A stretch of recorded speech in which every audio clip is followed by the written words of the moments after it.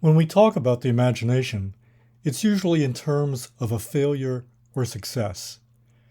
We can picture things and think about what they would be, or when we can't do this, we end up with all kinds of disasters.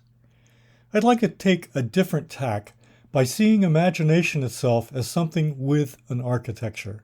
And to do this, I have to make an unusual claim that the element of anamorphosis, of images hidden inside images, is a kind of passive or latency function. Passivity suggests that there is no active role to be played. But here I have the idea of passivity as a strategy that allows things to reverse roles, and also for other things to change places, such as cause and effect, inside and outside, hidden and revealed. If opposites are opposites, it's because one conditions the other. One is actually latent within the other.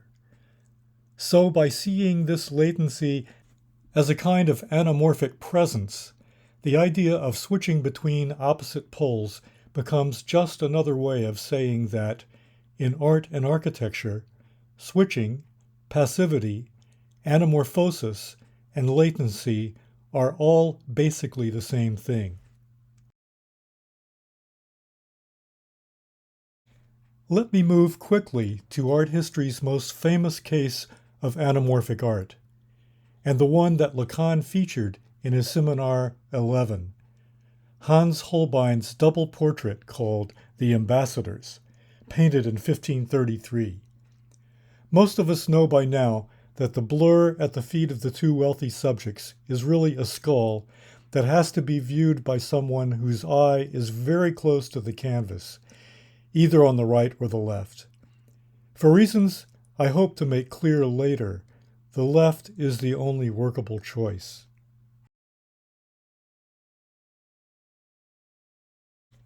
This is indeed the most famous skull in psychoanalysis, and we could talk a long time about the custom of using skulls as reminders of death, a memento mori, and the role death and the death drive in particular play in Freud and Lacan. There is another ambiguity related to the word fast, which can relate both to rapid movement or holding fast to see something. The viewer must hold fast to the single line of sight to see the skull. But what you see here is that life is all too fast, all too quick, and all too short. That's the reminder. A double where one opposite conveys the other.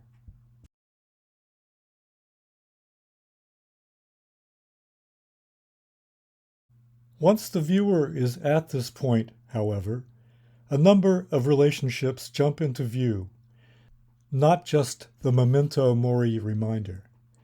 The angle of view with the horizon locates the vanishing point, which is off the right edge.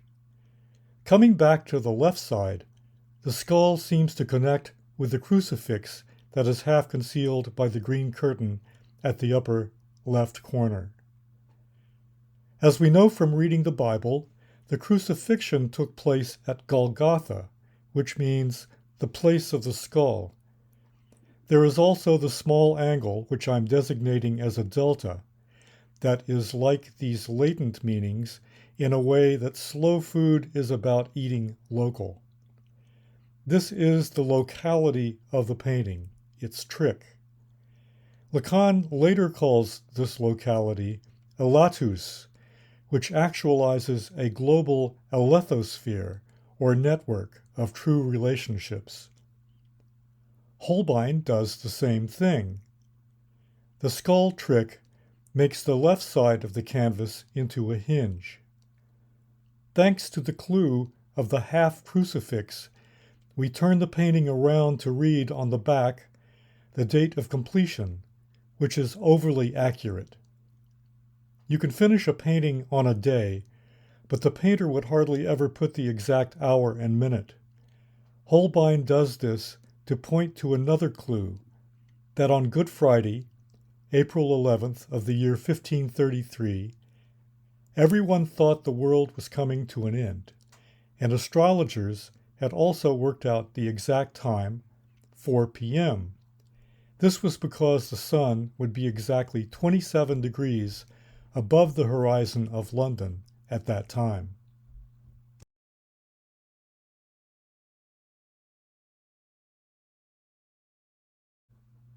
By holding fast to the line of sight, all of these angles and numbers come together, holding fast to the design based on 3s, 9s, and 11s. Within this tight network, the clues are scattered around, slowing and localizing our reading of the painting as we would normally do, seeing it as a representation of a single moment in time. At the same time it thickens this moment, it tightens it. Everything that happens in the painting occurs within this single spike that subtracts from the painting's 3D virtuality.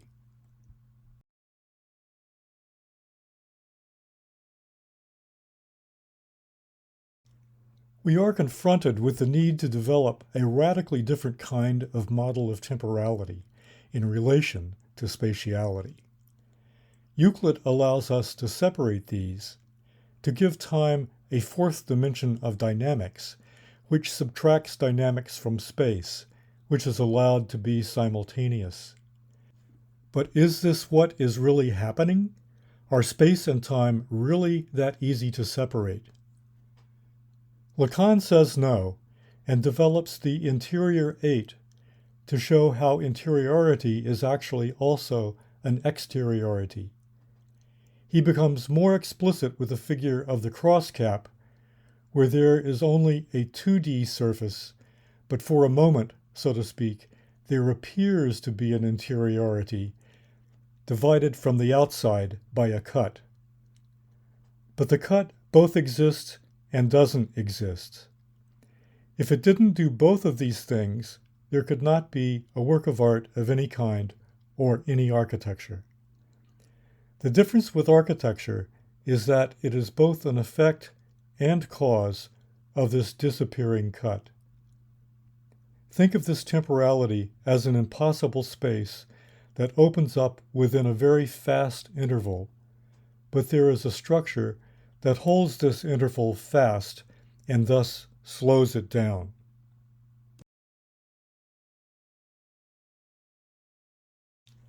How can we tolerate such a contradiction? The best way to endure suffering is to realize that you're not suffering alone. And this issue of switching opposites, such as thick and thin, abound in Lacan. They all seem to have a common origin, namely the effect of retroaction shown at the top diagram, a part of the graph of desire. Retroaction doesn't happen until we count what's happening, until we ask what comes first, then second, and so on. For the case of A isn't first until there's something second, then it's first. So you see the contradiction, that A can't be first without being not first but second, then it's first. In the lower two diagrams, the R-schema and the cross-cap, the connecting feature is the Mobius band, because we can see that counting itself is non-oriented. If it were oriented, the first would be first, but it's not. The important point we should note is that there is no single locale where this relation is knowable.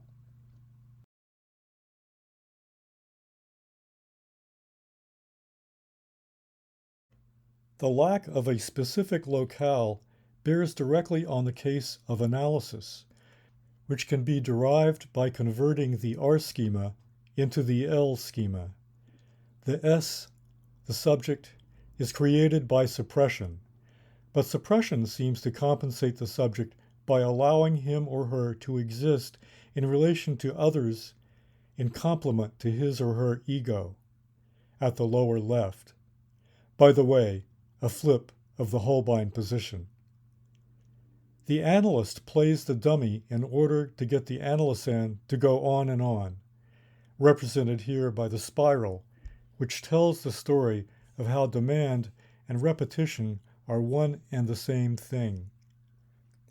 The fantasy, the poisson, diamond-shaped figure, must be traversed. Ironically, it breaks apart in just the way that the poisson allows into a just before and just after that we associate with the spike of impossible time between the slow, which here is the blah blah blah of the analysand.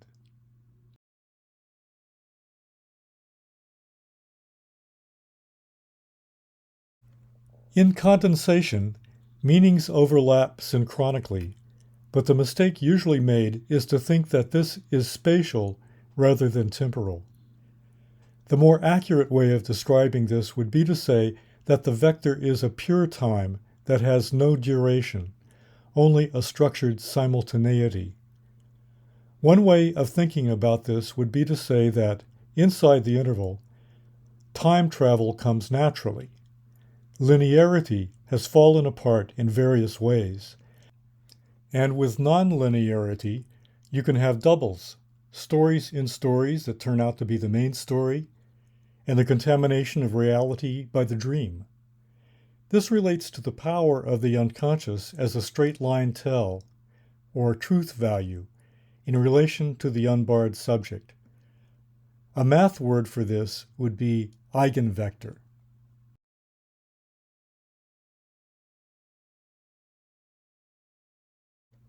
Out of nowhere is an aperture of astonishment, which belongs both to the topology of projective surfaces, where first there is no cut, and then there is a cut, and then there is no cut, and the close-up magic of theater, art, and architecture. In all these, the rules of contiguity are just a setup for the way that voids and solids can be reassembled, and where in fact for every actual building, there is a virtual building once the architecture has an effective structure.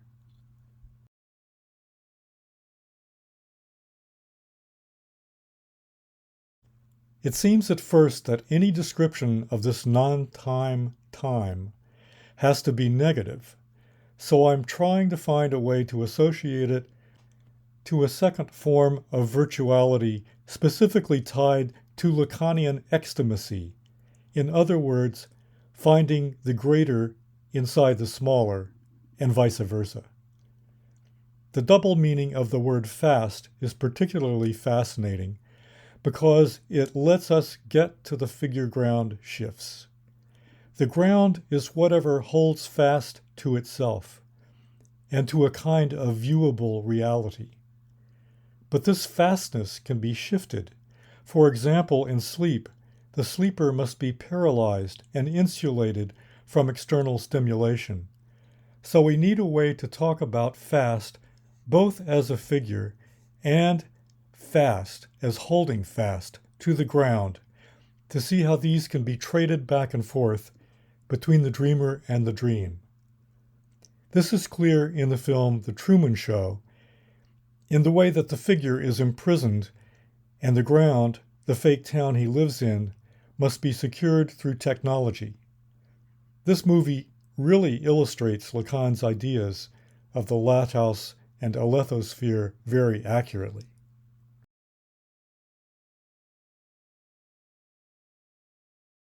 The Euclidean experience of motion is simulated. The dreamer imagines moving around in a normal way, but this reversal of figure ground is prone to bugs and glitches, where the moving frame cannot cover some unforeseen circumstances. Like The Truman Show, where a single naive character, Truman, was surrounded by actors and sets controlled by an all-powerful director hidden in a fake moon. Occasionally, a piece of equipment would short out or fall from the fake sky. Like the so-called computer bug, this could come from the outside or be an internal programming error. The difference doesn't matter, because the difference between outside and inside is itself neutralized by the moving field and fixed viewer arrangement. Self-intersection and non-orientation, which would be a scandal in the Euclidean waking world, here are normal parts of the phantasmagoria.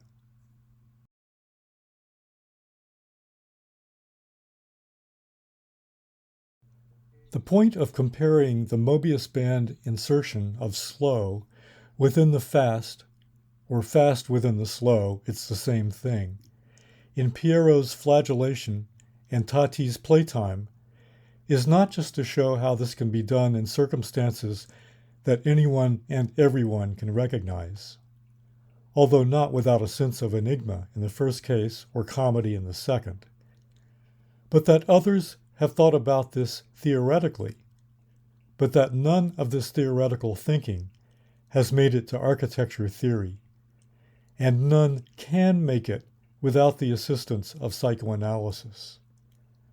This is the architectural imaginary, and it occurs both on the level where it is activated within the constructions of architecture, but also within the constructions of architecture theory.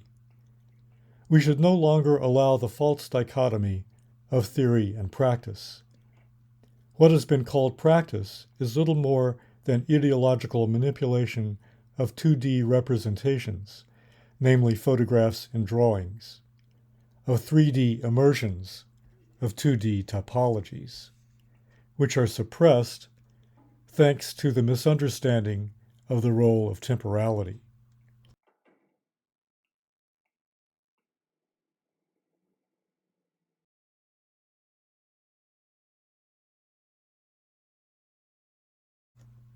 Other paintings also use a binary separation of these two kinds of temporality, but usually the line is drawn between foreground and background. If we know more about the 17th century's development of projective geometry, we would surely note how the background is structured by a touchable infinity, and how this infinity relates to spheres, or rather moving and self-intersecting spheres.